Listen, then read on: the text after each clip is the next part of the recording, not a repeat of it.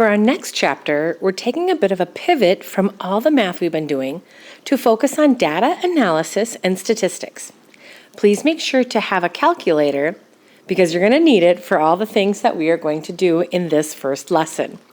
11.1 is titled Find Measures of Central Tendencies and Dispersion. In this lesson, our goal is to find the 4 measures of central tendencies for a set of data. And then we'll create a visual representation of the data known as a box and whisker plot. First, let's take a moment to go over some key terminology to represent measures of central tendency. Mean is the average of a set of numbers. Median is, written in numerical order, the middle value or average of the 2 middle numbers. Sometimes there'll be a true median, and other times we'll have to calculate the median value. A mode is a value that occurs the most. Pretty easy to tell that. Range is the difference of the largest and smallest values in a set of numbers. Range is also known as dispersion. Last but not least, an outlier would be a value in your data set that is significantly different from the other values within that set. Please pause the video, make sure you have this list of definitions, and then we'll move on to some examples. Let's try our first example. The scores on a biology test were as follows: 65, 72, 66, 75, 76, and so on. It says determine each of the following: the range of values, the mean, the median, the most, and whether or not we believe there's an outlier. The first thing we should do is determine how many values there are. If we add up how many numbers there are a total of 11 scores. So we know that n equals 11. That's how many data values there are within this set. The second thing we need to do is take this data set and rewrite them from smallest to largest. Pause the video and take a moment to do that. Please press play when you're done. After you've written out your list of terms, it's always important to double check that they're all there. I actually had to write this out 3 times before I got all 11 data points in order. So just make sure to count them out and that you have that correct amount before you move on. All right, so to determine the range, remember by definition, range is the difference of the largest and smallest values. So the highest value or the largest value is simply 80. The smallest value is 49. Therefore, the range or dispersion of values is 31. It's a pretty simple answer. To calculate the mean of a set of data, take the sum of all the data points, so we're going to have to add them all together, and divide by n, how many numbers there are. If you were to plug in 49 plus 65 plus 66 all the way up to 80, we would have a sum of 768. There are 11 data points. If we divide by 11, we're going to get approximately 69.81. That's the mean or average of our data set. The median, if we figure out how many data points there are 11, we get a true median or a true middle number.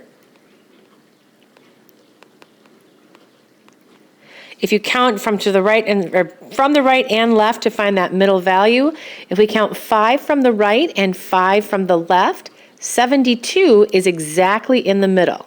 So that is our median value in this data set.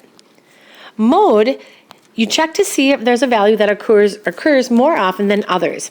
And I see that 66 occurs twice. That means out of our set of data, that is the mode. Last but not least, an outlier. Is there a data point that's kind of far away from the rest of the values? It looks like 49 could be, so we're just going to write 49 is a possible outlier. Oops, and I'm going to run out of space. Hang tight and slide that over there. All right, carry on. 49 looks like it might be a possible outlier. Later in the lesson, we'll create a formula that helps us determine whether or not there's a true statistical outlier in a data set. Adding on to this example, it said a student who was absent took their biology test today. If the score on that test was 82, how is that going to affect the mean, median, and mode? Well, we already know for mean, we have to take the sum now of 12 numbers instead of just 11. We already took the sum of 11 up here, which is kind of nice. We only have to do 768 plus 82. And now instead of dividing by 11, we're going to divide by 12 because we've added a new data set. If we take 768 plus 82, we would get 850. Divided by 12 gives us an average or mean of 70.83. So the student's score raised our class average on that biology test. The median, now what happens if we add on a data point towards the end? Let's put 82 up over here, like so. What that ends up doing to our median is it's going to split it between two middle numbers instead of one. Now there isn't a true median, but the median would be in the middle of these two values. That means we just have to kind of take the mean or average of those two values. If you add 72 and 73 and divide by 2, just to get the middle of that pair, we would get exactly 72.5. So the median also increases because we're adding more values to the right-hand side of our data set. Last but not least, mode. The 82 at the end didn't change the fact that 66 occurred the most. So there's no change to the mode based on that added data point. And now for the definition that's going to require more work than anything we've done up to this point in this lesson, standard deviation. Standard deviation is a measure of how much each value in a data set or a set of data varies from the mean or average. The symbol for standard deviation is like an O with a little loop through it, and we call that sigma. Now the formula for sigma requires a pretty detailed process, everyone. So we're going to write sigma equals, get that in there. It's a big square root answer, but it isn't quadratic formula. We're going to put this funny looking E symbol right there, and I'll explain that in just a moment. And then in parentheses, we have to do x minus x with a bar across the top, and then we square it. Oh, this is going to be fun. And then we have to divide that by n. So here are the things that we're looking for. I'm just going to slide this over a little further so I have enough space. X on its own is any data point, and we'll have to show them all. X with a bar across the top is the mean or average of the data set. That weird shaped E symbol means you're taking the sum of those answers. So you'll see how we do that in just a minute. And then n we know is the number of data points. This is quite a process. So down below, let's try to find the standard deviation for the scores on our biology tests. The most efficient way to determine the standard deviation for the scores on the biology test are going to be to break down this formula in parts. So let's start off by creating a column using the template in the middle of our standard deviation formula.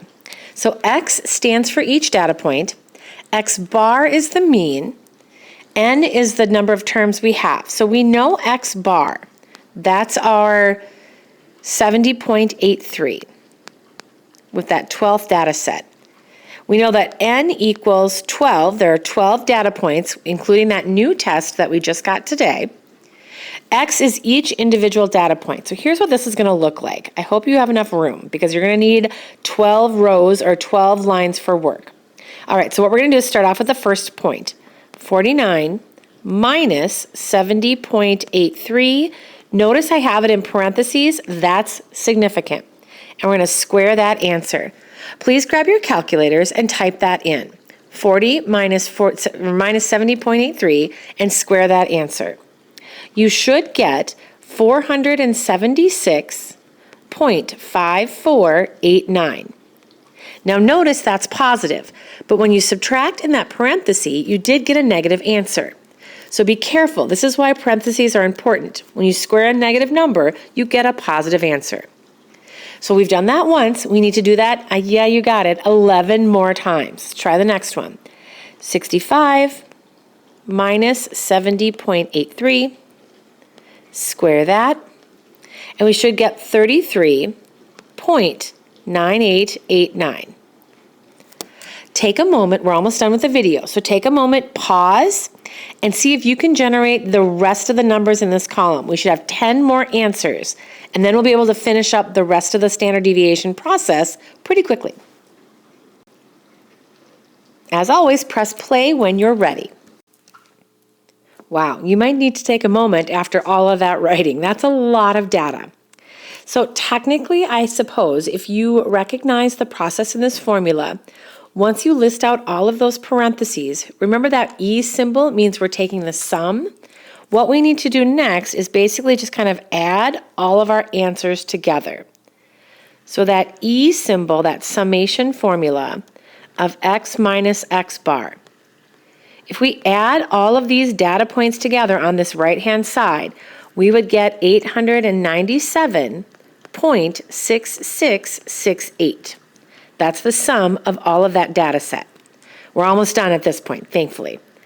Our standard deviation formula now is just the square root of that sum answer, 897.6668, divided by how many terms there are, 12. Please type that into your calculator. Again, the purpose of that is just to make sure you know you can do that. Type all of that in and press enter, and we'll round to 2 decimal places. So we'll round to the nearest hundredth.